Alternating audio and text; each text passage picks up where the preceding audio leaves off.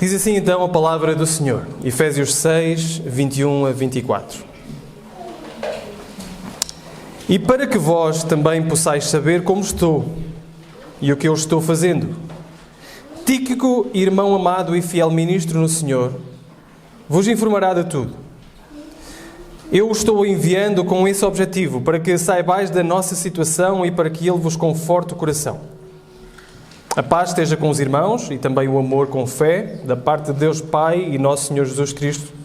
A graça esteja com todos os que amam Nosso Senhor Jesus Cristo com amor que não se abala. Até aqui a palavra do Senhor. A história nem sempre celebra os seus heróis. Quando abrimos um livro de história, quando lemos alguma coisa sobre a história que se passou, nós normalmente lemos sobre as grandes figuras da história. Normalmente é sempre assim. Mas se nós pensarmos na história de Portugal, não sei se estão mais ou menos familiarizados, pensaremos logo imediatamente em Afonso Henriques, em Dom Dinis, em Vasco da Gama, em Cabral, não é? Chegou ao outro lado. Ou Luís Vaz de Camões. Portanto, são figuras centrais que desempenharam papéis centrais naquilo que foi a história de Portugal. Portanto, é normal e natural que se fale muito sobre essas pessoas. Mas nem sempre a história celebra os seus heróis. Muitos daqueles que foram cruciais para o avanço da humanidade, para o avanço da história, para o avanço de um país, muitos desses permanecem anónimos ao dia de hoje. E alguns deles, ainda que saibamos os nomes, podemos não os relevar a grandes nomes de importância. Eu peço-vos que caminhem comigo num instante, muito rapidamente, à história de Portugal do século XV.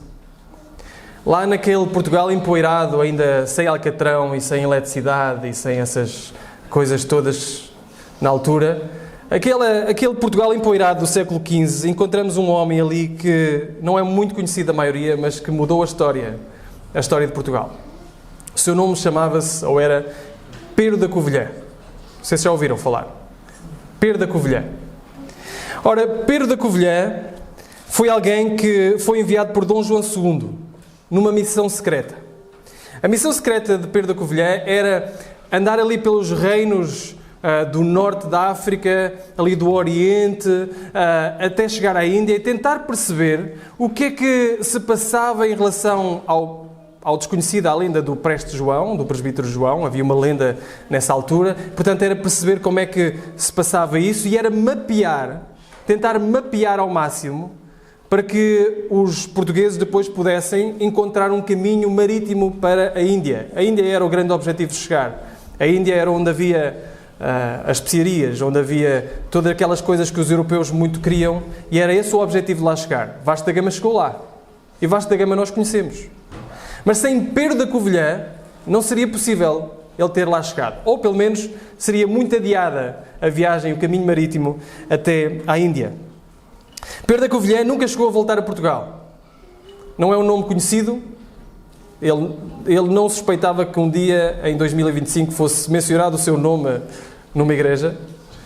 Pero da Covilhã não era alguém conhecido, não ficou alguém conhecido, não ficou memorável, não fizeram uma estátua dele, pelo menos que eu saiba. Não teve glória, não teve hinos, não teve versos. Mas sem ele a epopeia portuguesa dos descobrimentos teria sido adiada. Ou talvez mesmo frustrada. Não comandou o leme de uma caravela, mas fez com que Vasco da Gama pudesse comandar o leme da caravela até à Índia. Ora, nós chegamos hoje ao fim de uma carta que Paulo escreveu. Uma carta fantástica, profunda, que circulou por várias igrejas, não só Éfeso. E como convém esta carta, esta despedida é uma despedida profunda. Não é uma despedida superficial, é uma despedida bastante profunda. E termina com este nome que nós ainda não ouvimos até agora. Este nome, Tíquico. Tíquico. Como Pero da Covilhã, também Tíquico é um herói esquecido da maioria. Nós não nos lembraremos dos grandes heróis da fé e incluiremos lá o nome de Tíquico. Mas Tíquico desempenha um papel fulcral na história desta mesma carta.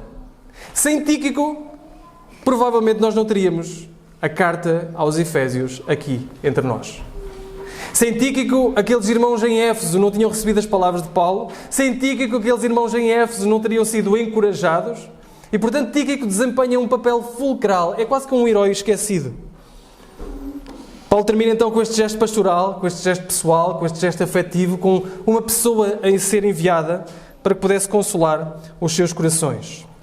Notem, e para que também vós possais saber como estou e estou fazendo, Tíquico, irmão amado e fiel ministro no Senhor, vos informará de tudo.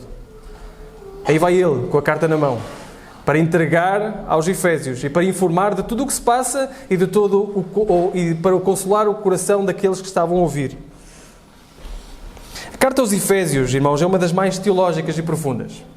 Nós já andamos por ela e, portanto, são 18 vezes e talvez uma coisa que ficou marcada é a estrutura da carta. Pelo menos nós vamos falando várias vezes sobre a estrutura da carta, não é? Três capítulos para uma coisa, 3 capítulos para outra. Não é? 3 capítulos densos sobre o Evangelho, sobre a graça de Deus, sobre a forma como nós somos resgatados, vivificados, ressuscitados, assentados com Ele nos lugares celestiais em Cristo, como nós somos unidos a Cristo e unidos uns aos outros, e como a Igreja é este plano de Deus para mostrar a multiforme graça de Deus. E depois, os últimos 3, para descer o Evangelho à terra e dizer, agora vivam de acordo com o Evangelho, com a verdade do Evangelho.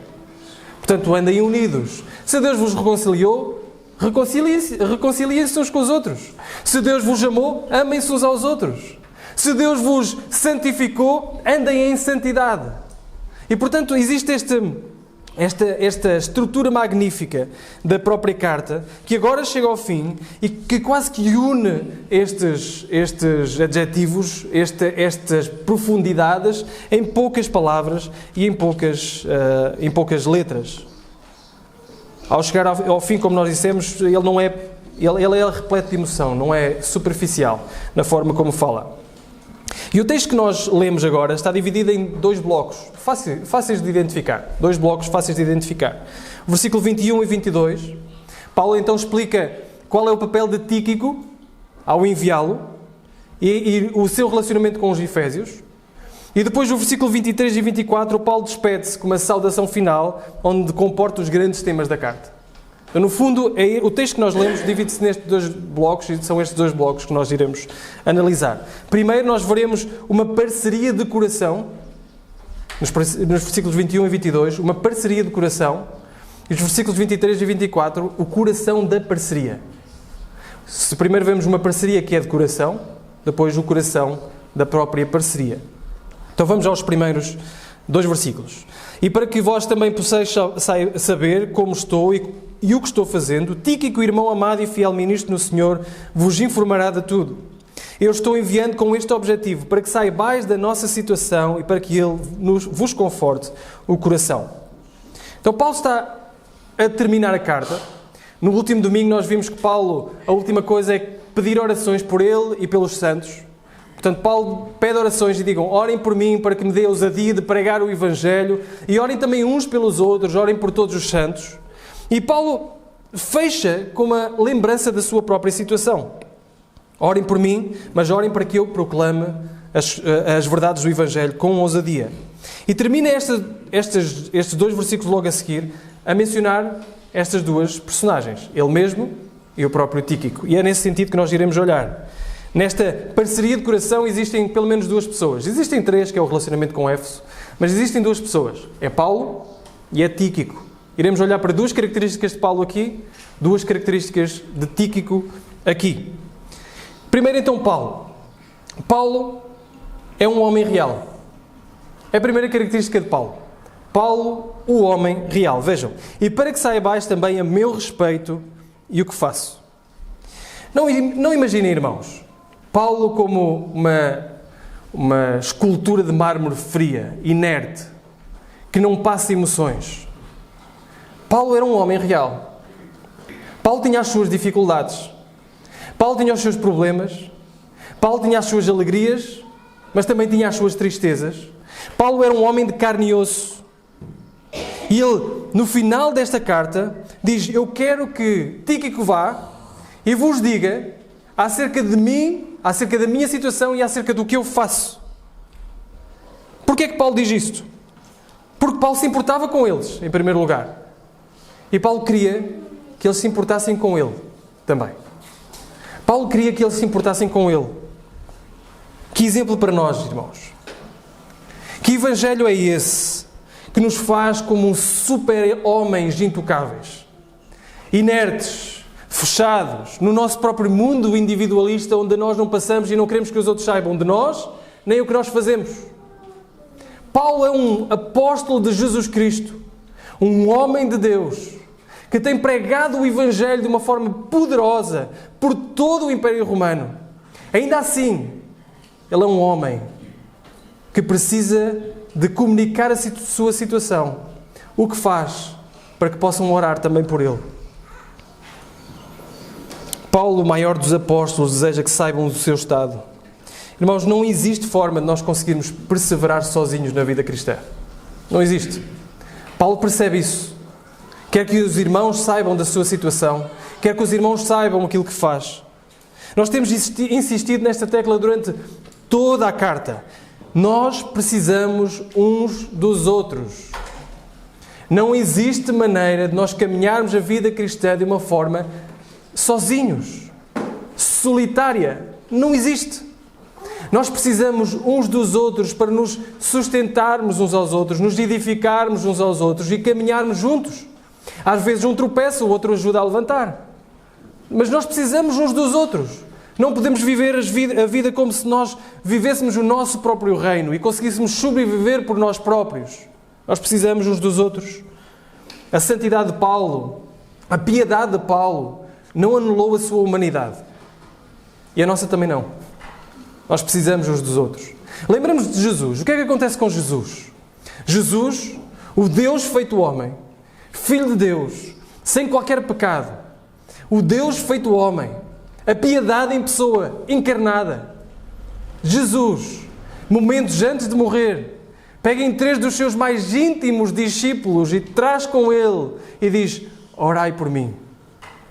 Orai por mim. Quem somos nós para dizermos que não precisamos das orações uns dos outros? Precisamos das orações uns dos outros. Irmãos, existem pessoas que pensam que abrir o seu coração é fraqueza. Existem pessoas que pensam que pedir oração é um sinal de uma fé débil, de uma fé fraca. Mas Paulo nos mostra o contrário. Temos pedido oração uns pelos outros. Temos orado uns pelos outros.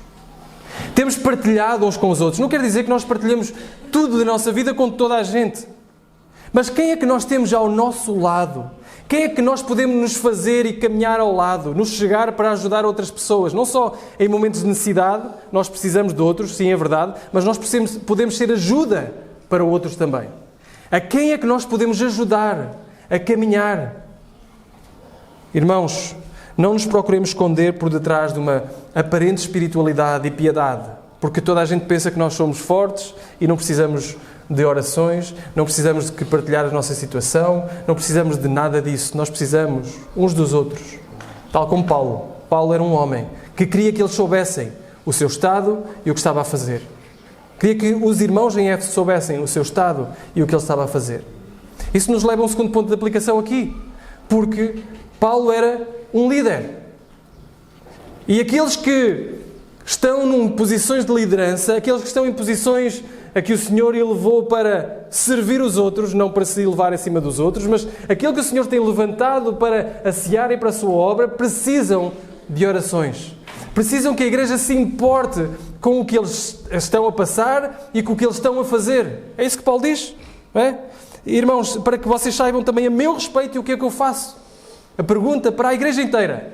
Vocês sabem o que os pastores da igreja, eles sabem coisas a respeito dos pastores da igreja e do que é que eles estão a fazer? Das suas lutas. Não só dos pastores, mas todos aqueles que têm contribuído, liderado ministérios, servido aos outros e servido à igreja. Será que nós nos preocupamos com aqueles que estão acima ou sempre num propósito de receber? Portanto, nós estamos a receber e eles, como Paulo, são aqueles que não precisam que saibam a seu respeito ou acerca daquilo que estão a fazer. Paulo precisa. Paulo é um homem. E precisa que a igreja perceba a seu respeito e o que ele está a fazer. O que nos leva então à segunda característica de Paulo. Paulo, o mentor. Paulo, o homem. Paulo, o mentor. Paulo envia alguém, e esse alguém é Tíquico. Tíquico. Paulo sabia que o ministério não é feito a solo. Paulo sabia que o ministério não é feito só por ele. Paulo não era um lobo solitário espiritual. Paulo tinha pessoas ao seu lado. Paulo tinha outras pessoas como Timóteo, como Tito, como Lucas, como Barnabé, como João Marcos, como Tíquico e como tantos outros que estavam ao seu lado. Por causa do nome aparecer tantas vezes, o nome de Paulo aparecer tantas vezes, nós pensamos que Paulo andava por aí pelo Império Romano sozinho e pregava o Evangelho aqui, pregava o Evangelho acolá e pessoas se convertiam e ele geria todas as coisas sozinho. Isso é totalmente mentira.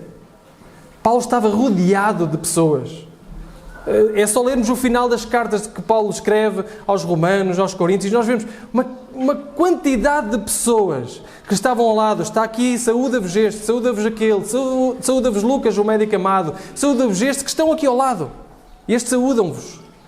E eu envio estes. Então Paulo é alguém que traz pessoas para o seu lado. Paulo era um mentor. Paulo não faz o ministério sozinho. Paulo percebeu uma coisa que é muito importante. Eu creio que muita da igreja tem falhado redondamente neste aspecto. Paulo percebeu uma frase que eu ouvi há muitos anos atrás, do nosso irmão Nuno Fonseca, não sei se foi ele que a disse, que a inventou ou não, mas foi ele que me disse. Ele disse-me assim: não existe sucesso sem sucessor. Não existe sucesso sem sucessor. Isto quer dizer que nós precisamos de pessoas ao nosso lado para aprender como se faz, para que possam elas mesmas fazer o ministério. Não é possível nós fazermos o ministério sozinhos. E por isso eu dizia, foi um dos problemas, creio que, de muitas igrejas. Centrou-se numa personagem, centrou-se numa pessoa, pastores que querem trazer para si toda a atenção. Ou, de uma forma sincera, isto era a parte errada de lidar com a situação, ou de uma forma sincera, acham que conseguem fazer melhor, portanto fazem sozinhos e vão fazendo sozinhos. Só que sabem uma coisa, ninguém é eterno por falta de liderança que não foi preparada. Paulo é o mentor. Paulo traz pessoas para perto de si. Paulo traz pessoas para aprender. E mais, Paulo não só traz pessoas para aprender, Paulo não coleciona homens ao seu lado como se o ministério dele fosse o mais importante. Não. Paulo treina, Paulo investe, Paulo envia. É isso que ele faz. Paulo treina, Paulo investe, Paulo envia. Ele agora está com Tíquico e Tíquico lá vai ele abençoar outras igrejas. A igreja em Éfeso, a igreja em Colossos, em Laodiceia, que estava ali perto. Portanto, Tíquico foi treinado, investiu nele e agora vai Tíquico. A mesma coisa com Timóteo. Timóteo fica aí em Éfeso. Tito fica aí em Creta. Fica aí. Para que essas igrejas possam ser abençoadas. Ele fala com humildade. Ele fala com cabeça levantada. A pensar no reino, não no seu reino, mas no reino de Deus. É a mesma ilustração, uma das ilustrações ideais para quem gosta de futebol, são aqueles meio-campistas, centrocampistas, meio-campo.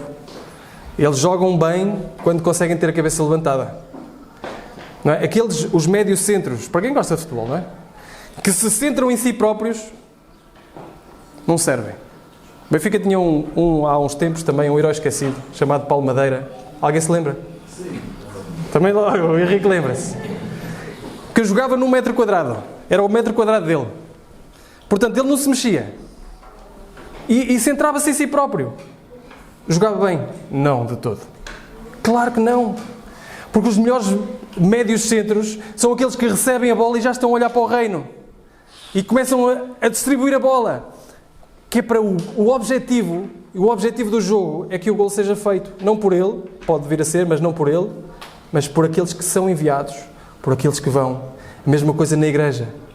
A mesma coisa na igreja, nós treinamos, nós investimos, nós enviamos, porque o objetivo não são estas quatro paredes, o objetivo é o reino de Deus ser abençoado com aqueles que são treinados e são enviados. Irmãos, Spurgeon foi um enorme pregador, chamado o príncipe dos pregadores do século XIX. Mas ele treinou mais de 900 homens para enviar e pregar e abençoar o reino de Deus. A mesma coisa com Charles Simeon, que treinou mais de 1.100 ministros em Cambridge para serem enviados para abençoar o reino de Deus. E eu tenho visto a bênção de algumas igrejas fora e dentro de Portugal que se sentam neste ministério de chamarem homens para perto de si, de treiná-los e enviá-los para o bem do reino de Deus. Irmãos, nós não podemos ser como crianças. Uma das características da criança é muito difícil largar o brinquedo, não é? Ela pega no brinquedo, depois para tirar é mais difícil. É difícil partilhar. Nós não podemos ser como crianças. É difícil partilhar. Nós queremos para nós mesmos. Irmãos, precisamos de crescer, não é? Precisamos de crescer. Em tudo. Em maturidade, em entendimento, em número. A pergunta é, olhem à vossa volta. Vamos crescer para onde? Queremos convidar pessoas para ouvir o Evangelho, converterem-se a Jesus Cristo, serem agregadas ao reino de Deus e louvarem o seu nome para todo o sempre. Queremos. Queremos crescer. Queremos. Para onde, irmãos? Não temos muito espaço. Portanto, precisamos de pensar no reino. Não no nosso reino, mas no reino de Deus. Treinar pessoas, treinar famílias para poderem abençoar outros lugares sem igreja, ou outras igrejas que estão a fechar ou já fecharam. Nós precisamos abençoar o reino, treinar, investir, mas também saber que iremos perder para que o reino de Deus ganhe. E precisamos treinar outras, investir noutras, para podermos perder, mas o reino de Deus ganhar. E Paulo era assim. Paulo pensava no reino, não neles próprios. Precisamos de Tíquicos, de Timóteos, de Titos, de tantos outros homens e mulheres, parcerias do coração para o bem do reino de Deus. Voltemos para Tíquico. Tíquico, então, quem é este Tíquico? Duas características de Tíquico. Paulo fala sobre ele, não é? Paulo diz assim, para que possais também saber como estou, o que estou a fazer, Tíquico, irmão amado e fiel ministro no Senhor. Então, Paulo caracteriza-o assim. Tíquico, então, a primeira característica de Tíquico é um homem de caráter. O que é que Paulo diz acerca dele? Não fala sobre a sua eloquência, a sua erudição, não diz que é um homem carismático e que vai fazer diferença no vosso meio. Não, ele diz, Tíquico, a característica dele, o que melhor eu posso dizer para defini-lo, é que é um irmão amado e fiel. É um irmão amado e fiel. Paulo centra-se no caráter de Tíquico. É um homem de caráter. Tíquico é aquele que tem acompanhado Paulo nas suas viagens. Tíquico aparece, na verdade, 5 vezes na Escritura. 5 vezes. Lá em Atos 20, capítulo 20, versículo 4, Tíquico é aquele que caminha com Paulo numa das suas viagens missionárias. Aparece em Efésios, aparece em Colossenses, com uma despedida mais ou menos igual a esta, praticamente igual a esta, e depois aparece em Timóteo e aparece em Tito. E quando Paulo envia Tíquico ter com Timóteo ou com Tito, tinha um objetivo primário. Era que aquele Tíquico fosse de descanso para Timóteo e para Tito, poderem vir até ele. É quando nós lemos assim, Timóteo, vem ter comigo, eu quero estar contigo. Quem é que ele tinha enviado para estar lá? Para ficar lá no lugar de Timóteo? Foi Tíquico. Quem é que ele tinha enviado para ficar no lugar de Tito, em Creta? Foi Tíquico. E portanto ele enviou Tíquico para que eles pudessem receber, ou ele pudesse receber o consolo e o conforto, novamente, de Timóteo e de Tito. Então, Tíquico era um homem de caráter, era um homem confiável, era um homem que Paulo podia ficar descansado ao enviá-lo, que ele não iria vacilar. Se fosse um homem cheio de características organizacionais, se fosse um homem muito eloquente, muito erudito, poderia resultar durante um tempo, mas se o seu caráter fosse fraco, as coisas não iriam resultar. Portanto, aquilo que Paulo destaca acerca de Tíquico é que tu podes confiar. Ele é um homem fiel, tu podes confiar. Ele é um irmão amado. Ele é um irmão amado. No reino de Deus, irmãos, a fidelidade vale muito mais do que a fama. Muito mais. A fidelidade vale muito mais do que a fama. O reino de Deus, em lugar nenhum, é comparado a um palco, onde à frente de toda a gente sobressai um homem ou sobressaem 2 homens. O reino de Deus não é um palco. O reino de Deus é comparado com o quê? Orai para que o Senhor, rogai ao Senhor da seara que enviai mais ceifeiros. Alguém aqui já ceifou? Não é um palco, pois não? Não é um palco. É uma terra. É trabalho. É trabalho. Portanto, no reino de Deus vale muito mais a fidelidade do que a fama, porque o reino de Deus não é um palco. Não é para sobressair em homens, é para sobressair o Senhor da Seara. O Senhor da Seara é quem deve sobressair. E Tíquico era um homem que era confiável. Confiável, porque ele era alguém que não iria, Paulo sabia, não iria procurar o palco, iria procurar exaltar a Cristo. Deus não nos chama, irmãos, a sermos brilhantes, a termos um currículo recheado, chama-nos a sermos fiéis, a orarmos fielmente, a amarmos fielmente, a servirmos fielmente. O céu, irmãos, está cheio de anónimos fiéis. O céu está cheio de anónimos fiéis. Homens e mulheres dispostos a servir ao Senhor, mesmo quando ninguém vê. Homens de caráter, mulheres de caráter, amados e amadas irmãos e irmãs, fiéis ministros do Senhor. Que bom é, podem já apontar, um dia quando eu morrer, podem colocar esta frase. Que bom seria se a nossa lápide tivesse aquilo que Paulo descreve de Tíquico, irmão amado e fiel ministro do Senhor. Mais nada. Não tem lá números, não tem lá capacidades, tem apenas isto. Irmão amado e fiel ministro do Senhor. Tíquico, então, o homem de caráter. Tíquico, segundo o confiável. Porque, diz o versículo 22, foi para isso que vos enviei, para que saibais a nosso respeito e Ele consola o vosso coração.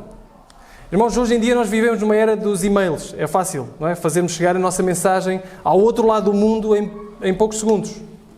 Milissegundos. Portanto, para nós não entendemos bem o trabalho de Tíquico. Naquela era, já existia correio, mas era só para os principais, para os oficiais. Não existia correio para este tipo de coisas. Alguém tinha que entregar a carta. E, portanto, quem é que entrega a carta? A quem é que Paulo entrega esta responsabilidade de fazer chegar à igreja em Éfeso a carta, as suas palavras? É Tíquico. Tíquico é este homem incumbido desta responsabilidade.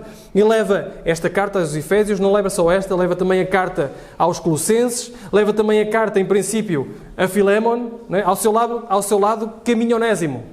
Lá vai Tíquico com Onésimo ao lado e as 3 cartas na sua mão. Tíquico era alguém confiável.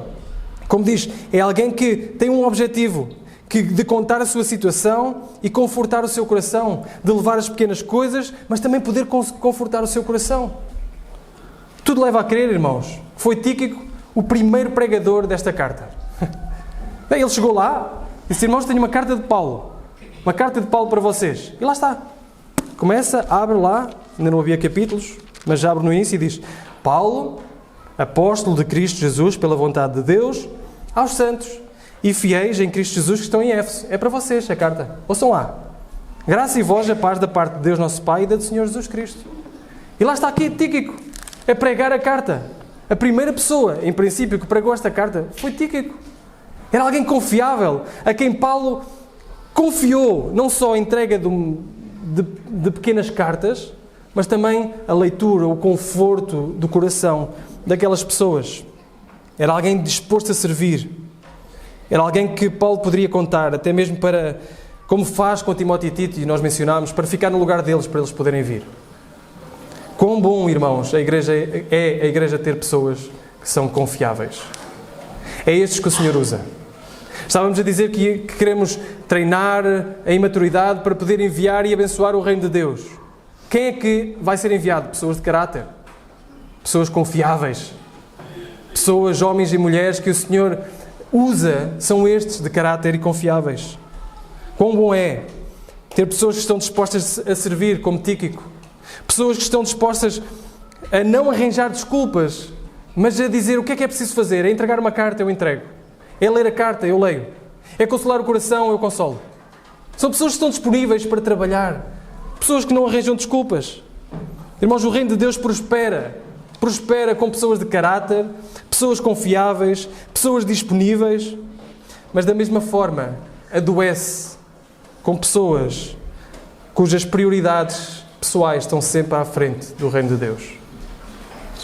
Eu hoje não posso, porque tenho isto ou aquilo. Eu não me sinto muito bem. Eu estou mais cansado. Eu tenho este projeto pessoal. Eu estou ocupado. E o reino de Deus vai adoecendo. Porquê? Porque lhe faltam pessoas disponíveis, de caráter e confiáveis para que o reino de Deus seja anunciado. Portanto, é um aviso para nós analisarmos a nossa própria vida, a nossa ação na igreja. Será que somos pessoas de caráter? Será que somos pessoas confiáveis? Será que somos pessoas disponíveis para trabalhar, para servir, para encorajar, para levantar, para edificar? Irmãos, como precisamos de Tíquicos. Como a obra de Deus precisa de Tíquicos.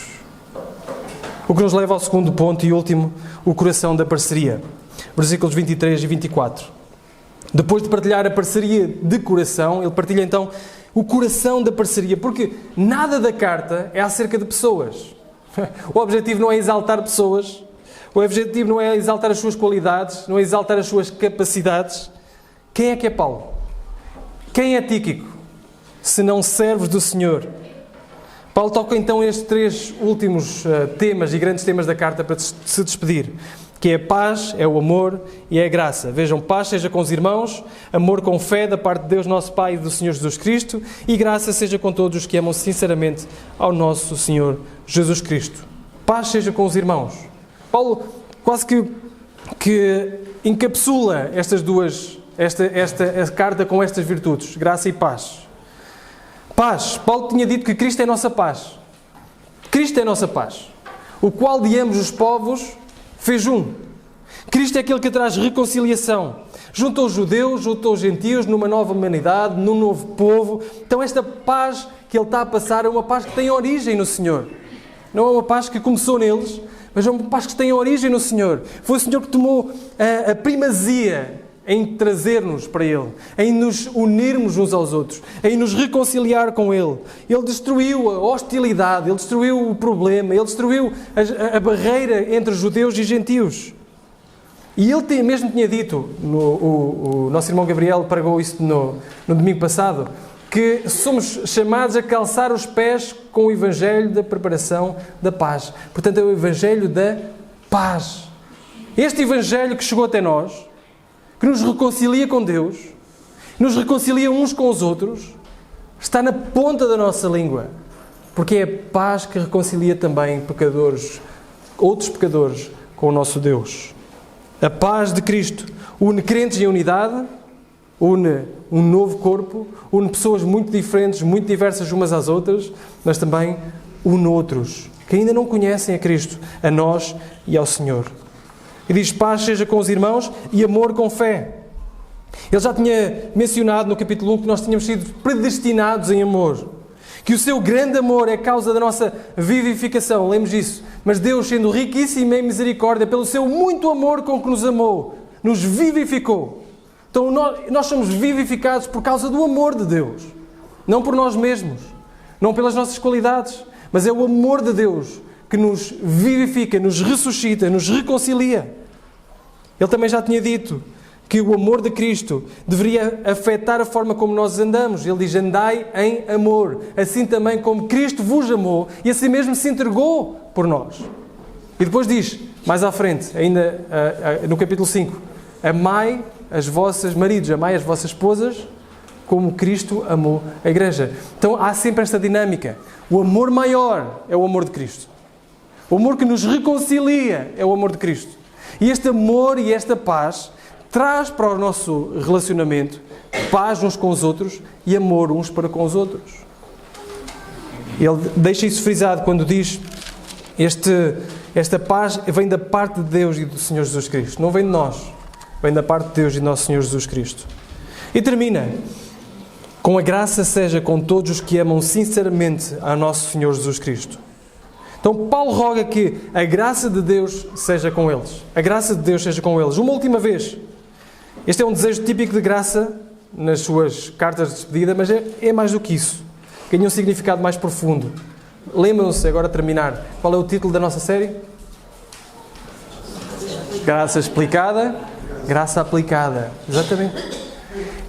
Graça explicada e graça aplicada. A explicação da maravilhosa graça, da riquíssima graça que temos em Cristo e a aplicação dessa graça nos nossos relacionamentos, uns com os outros, nas palavras graciosas que damos uns aos outros. E, portanto, Paulo, se há coisa que ele menciona ao longo da carta, não só no início nem no final, mas ao longo da carta, esta graça maravilhosa. Diz logo no capítulo 1 que nós fomos feitos para o louvor da glória da sua graça.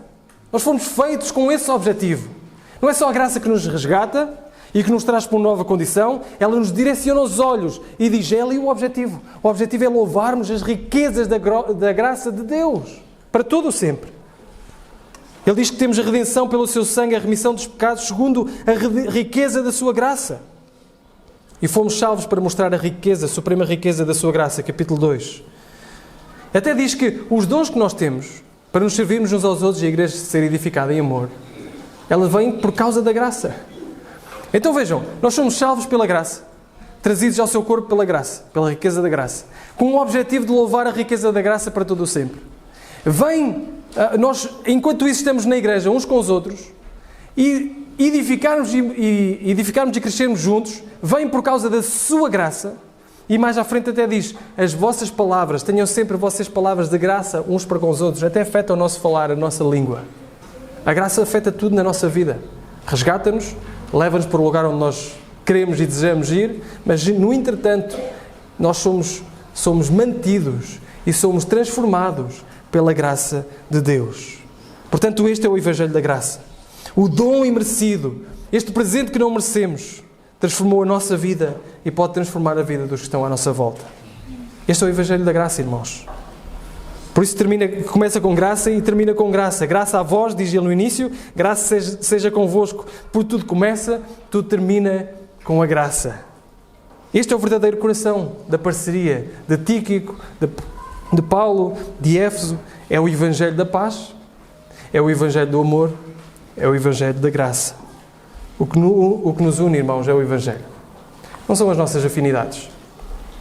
Eu já mencionei isso, temos muitas nacionalidades aqui. Temos muitas experiências de vida aqui. Temos muitos gostos diferentes daqui. A única coisa que nos une aqui é o Evangelho da graça de Deus. É Jesus Cristo, o nosso Salvador. Não são as nossas capacidades, afinidades ou parecenças. O que nos une é Cristo. O que uniu Paulo e Tíquico é Cristo. Irmãos, Tíquico, tudo leva a crer que era um crente da Ásia Menor. Portanto, a atual Turquia. Podíamos dizer que era asiático, não é bem asiático no nosso conceito. Atual Turquia. O que é que une um turco cristão a um judeu cristão com uma carreira promissora que largou de um fariseu promissor? O que é que une um turco e um judeu? É Cristo. O que é que nos une a nós? É Cristo. Pelo Evangelho da Graça. Irmãos, e termino com isto. Notem a forma como Paulo termina a sua carta, e eu acho que isto é uma forma fantástica. Ele diz assim: a graça esteja com todos os que amam o nosso Senhor Jesus Cristo, com amor que não se abala, ou com amor ou em sinceridade. A tradução é difícil, mas em sinceridade. Paulo já lhes tinha falado do grande amor de Deus, mas agora volta-se para o amor dos Efésios para com Cristo. Não é só no amor de Cristo para com os Efésios, mas do amor dos Efésios para com Cristo. Tão maravilhosa que nós temos. É para todos? Não. É para um grupo específico. E Paulo diz, a graça seja com todos os que amam a nosso Senhor Jesus Cristo em sinceridade. O que nos leva a fazer a pergunta e a terminar de uma forma fantástica esta carta. Porque esta pergunta deve ressoar em nós e deve ressoar em cada um que aqui está. A pergunta é, tu amas sinceramente a Cristo? Amas de coração a Jesus Cristo? Porque estas maravilhosas graças, este maravilhoso presente que temos estado a falar, é para aqueles que amam a Cristo. Ou seja, traduzindo, para aqueles que já se arrependeram dos seus pecados e depositaram a fé em Jesus Cristo. Aqueles que dizem, eu desisto de mim próprio e olho para o meu Salvador. E, portanto, é esta a maior pergunta que tu deves fazer esta manhã. Será que eu amo sinceramente a Cristo? Porque estas bênçãos são aplicadas pelo Espírito Santo e a obra do Espírito Santo àqueles que amam sinceramente a Jesus Cristo. Portanto, a pergunta é, tu amas a Jesus Cristo? Ninguém está a perguntar se tu vens à igreja. Ninguém está a perguntar se tu serves na igreja. A pergunta é, tu amas a Jesus Cristo? Sinceramente a Jesus Cristo. Com amor que não se abala a Jesus Cristo. Irmãos e amigos, neste caso, a eternidade será um desfile de amantes de Cristo. A eternidade é um desfile de amantes de Cristo. A pergunta que tu deves fazer hoje, e com urgência, é se tu estás e estarás nesse desfile. A pergunta que tu deves fazer hoje, e com urgência, não adiando, é se tu sentiste a convocação e respondeste assertivamente, se vais estar nesse desfile. Esse desfile onde nós nos deleitaremos na riqueza da glória e da graça de Cristo Jesus, o nosso Salvador. Esse desfile onde nós cantaremos sobre as grandes magnitudes do nosso Salvador Jesus Cristo. Esse desfile maravilhoso por toda a eternidade. Esse desfile que hoje tu és convocado a participar. Não é convidado. Convocado a participar. E tens de responder afirmativamente. Eu quero. Eu me arrependo dos meus pecados e quero estar lá. Quero estar lá e quero ser usado como Pedro da Covilhã, crente. Como Tíquico. Como outros que Deus tem usado ao longo dos tempos para fazer avançar a obra do Reino de Deus para a sua glória e para a bênção daqueles que são os seus remidos. Que o Senhor nos abençoe. Vamos orar.